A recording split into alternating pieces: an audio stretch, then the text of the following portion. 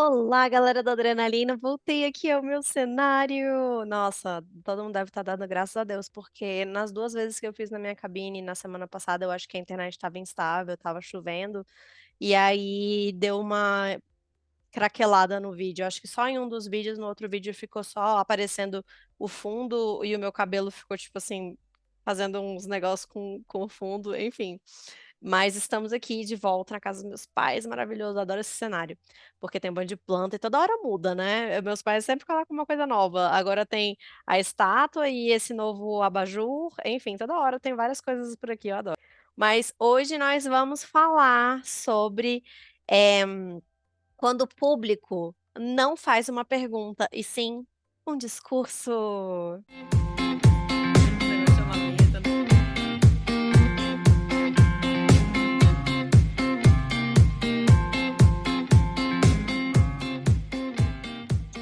Gente, então, acontece muitas vezes na hora das perguntas e respostas, pessoas que querem aparecer. Ou pessoas que são especialistas na área também, que já fizeram publicações de livros, ou que fizeram publicações de artigos, ou coisas do gênero, e que elas não querem fazer uma pergunta, elas só querem compartilhar o conhecimento delas com quem está na mesa, para, às vezes, até tirar uma. Ai, gente, eu não sei se eu deveria falar isso, mas assim, eu realmente acho que as pessoas que ficam fazendo uma coisa que não foi pedida, são inconvenientes, né. Enfim, é isso, eu realmente acredito que se você entrou numa sessão para assistir uma palestra, você tá na hora das perguntas e respostas, você tem que fazer uma pergunta para o palestrante sobre o assunto que ele acabou de discursar, e não fazer um comentário ou um discurso sobre a sua publicação, o tanto que você é maravilhoso, o tanto que você estudou sei lá onde, nã-nã-nã, sabe. Isso é super inconveniente, então assim, acontece esse tipo de situação em alguns eventos que a gente participa. E nesse caso, o palestrante que está escutando o comentário ou esse longo discurso, sem chegar a um ponto, especialmente quando eles são, europeus, eles não entendem porque a gente não é objetivo, por que que a gente está indo e falando, falando, falando, falando, sem fazer a pergunta. A própria pessoa que está fazendo o discurso começa a falar assim: "O que que eu estava falando mesmo? Onde que eu queria chegar com isso mesmo?". Acontece às vezes a pessoa fazer isso. E aí o intérprete fica naquela saia justa, porque assim, às vezes, cai a culpa na gente, como se a gente não tivesse feito a pergunta. Então, eh, a gente tem que fazer o que a pessoa está fazendo. Se a pessoa está fazendo um longo discurso, a gente faz o longo discurso, até porque quando a pessoa recebe esse comentário, esse discurso, ela pode fazer uma pergunta no microfone falando: "Tá, mas qual era a pergunta?". E se a gente inventa uma pergunta no meio do caminho, que não foi dita e que não pode ser feita inclusive, a gente tem que sempre manter essa relação de imparcialidade, a gente tem que falar o que foi dito e não inventar coisas, né, como eu já falei algumas vezes aqui. Aí, o palestrante vai ter como fazer essa pergunta. Se você inventar uma pergunta ou se você fizer um tom de pergunta para o comentário que não foi uma pergunta, ele não vai conseguir fazer esse comentário do tipo: "Qual era a pergunta mesmo?". Por mais que eu acho que ele também vai acabar perguntando qual que era a pergunta, porque é tão longo, tão extenso o comentário e o discurso da pessoa, que ele fica perdido mesmo se for uma pergunta, porque às vezes pode ser sim uma pergunta, mas uma pergunta dentro de outra pergunta, dentro de outra pergunta. Às vezes a pessoa foi passado o microfone para ela fazer a pergunta e ela faz 3 perguntas.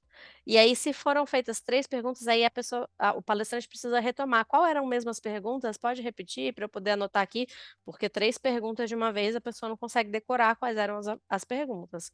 Então, é isso que acontece quando a pessoa não faz a pergunta, ela desanda todo o evento, ela acaba fazendo com que todas as pessoas que estão ali na plateia fiquem assim: "Tá, não entendi, por que que você está falando isso, sendo que a palestra era de outro assunto? Por que que você está falando do que você publicou, fazendo esse comentário, sendo que a gente está aqui em outra discussão?". E ninguém fala isso explicitamente, mas as pessoas ficam incomodadas, a gente vê isso na plateia, algumas pessoas às vezes comentam com a gente. E, a gente precisa simplesmente repetir realmente o que a pessoa falou, não tem como eu disse, a gente tem que tentar manter a neutralidade de não interferir no discurso. Inclusive, eu queria até trazer para vocês aqui, e já circulou várias vezes na internet situações em que intérpretes que interpretam para TV, né, passam por esse tipo de situação, em que eles podem ser fiéis ao que está sendo dito, ou eles de repente começam a inventar coisas. Quando eles inventam coisas, a minha teoria é que eles não são intérpretes profissionais, e essa teoria uma vez foi confirmada quando teve uma entrevista há um tempo atrás de um cara que estava sendo entrevistado, e ele era corredor, né, de carros. Ele era ele participava desse esporte de corrida de carros. E o entrevistador faz uma pergunta para ele sobre a corrida e ele não responde a pergunta. Ele começa a agradecer a família, a mandar um beijo para a família, falar coisas que não tinham nada a ver com a pergunta. Só que esse intérprete, que não era intérprete inclusive, era outro corredor, era uma pessoa que sabia os 2 idiomas, e na hora de passar a resposta dele para o entrevistador, ele deu um discurso. E ele deu um discurso sobre o conhecimento dele de corrida, que não foi o que a pessoa respondeu, e o que ele poderia ter feito naquele momento era realmente responder da forma que ele falou. Se a pessoa falou: "Agradeço a minha mãe, minha avó, minha tia", o intérprete tem que falar isso, porque não foi pedido para ele inventar um discurso em cima do que a pessoa respondeu.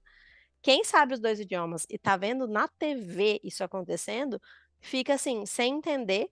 Tem uns que acabam concordando com a atitude do cara que inventou uma resposta, e tem outras pessoas que ficam indignadas por ele não ter respondido da forma que o orador original respondeu.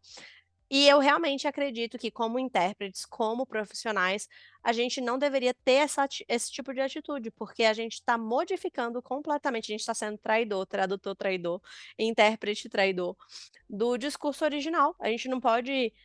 Várias vezes existe essa discussão, várias e vários e vários artigos e vários círculos de pesquisadores que falam sobre essa situação em que a gente fica inventando moda e construindo um novo discurso em cima do que foi dito, né. Mas totalmente fora do que a pessoa disse, né. Melhorar uma coisinha ou outra estilisticamente, tudo bem. Agora mudar a mensagem não se pode fazer, porque a gente não interpreta palavras, a gente interpreta um sentido por trás, a unidade de sentido que está sendo passado, né. Então a gente tem que passar a mensagem tem que ser fiel. Agora a forma de passar pode ser um pouco mais rebuscada, um pouco menos rebuscado, com registro maior ou menor, isso é uma questão de estilo e tudo mais. E até de adequação ao público. Agora, mudar a mensagem em si é algo que é totalmente não, não, não, não, não pode, tá bom? E é isso. Tem outras situações em que, por exemplo, o entrevistador perguntou uma vez para uma moça que estava interpretando um lutador de, se eu não me engano, era MMA, e ele falou uma expressão chula da região que ele mora, no Nordeste, eu acredito, e é uma expressão em português que nem é tão comum assim, as pessoas nem conhecem essa expressão, e é uma expressão que envolve palavrão, e ela traduziu de forma literal essa expressão idiomática, e o que ela deveria ter feito nessa situação?